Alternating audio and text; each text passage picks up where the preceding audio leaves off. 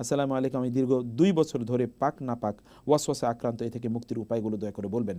সুবহানাল্লাহ, এটা ভয়ঙ্কর একটি ওয়াসওয়াসা, শয়তানের পক্ষ থেকে এটা ভয়ঙ্কর একটা ধোঁকা।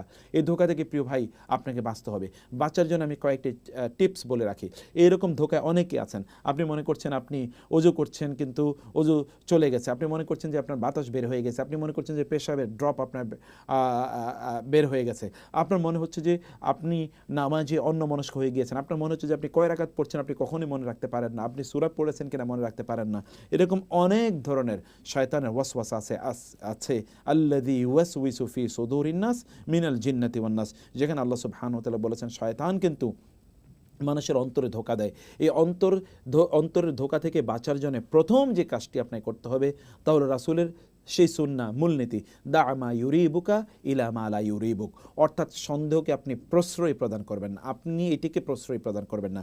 আপনি যা করেছেন তার উপর আপনি অটুট থাকুন। যেমন আপনি উজু করেছেন, অতএব আপনি সালাত আদায় করুন। যদি আপনার মনে হয় যে আপনার পেশাব এক ফোঁটা বের হয়ে গেছে অথবা আপনার বাতাস বের হয়েছে, যতক্ষণ আপনি দুর্গন্ধ পাবেন না, যতক্ষণ আপনি আপনার জামা কাপড়ে আর্দ্রতা, পেশাবের ফোটার আর্দ্রতা উপলব্ধি করবেন না, ততক্ষণ মতো আপনি সালাত আদায় করেই যাবেন। শয়তানকে আপনি আশ্রয় দেবেনই না।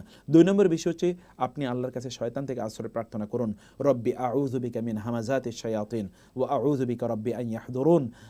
আপনি বেশি বেশি আউযু বিল্লাহ পড়ুন, আউযু বিল্লাহি মিনাশ শাইতানির রাজিম, আউযু বিল্লাহি মিনাশ শাইতানির রাজিম, এগুলো আপনি বেশি বেশি পড়ুন। এটা হলো আপনার 3 নম্বর কাজ।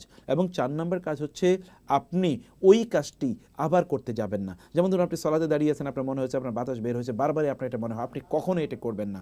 এর মাধ্যমে আপনি শয়তানকে ফ্রাস্ট্রেটেড করে দিন, শয়তানকে আপনি হতাশ করে দিন, যেন শয়তান এসে আপনার কাছে কোনো অবস্থায় আশ্রয় প্রশ্রয় না পায়। আপনি যা করছেন আপনি কন্টিনিউ করেন এবং তাওয়াক্কালতু আলাল্লাহ বলে আপনি আপনার কাজটিকে অব্যাহত রাখুন। কারণ মহান আল্লাহ সুবহানাহু ওয়া তাআলা আপনাকে আপনার দুর্বলতা আল্লাহ সুবহানাহু ওয়া তাআলা জানেন এবং সমস্যার আল্লাহ তাআলা সেটি সমাধান করে দেবেন। কিন্তু এটা যদি আপনি প্রশ্রয় দেন, কোনো একটা সময় আপনাকে শয়তান পথভ্রষ্ট করে ছাড়বেই।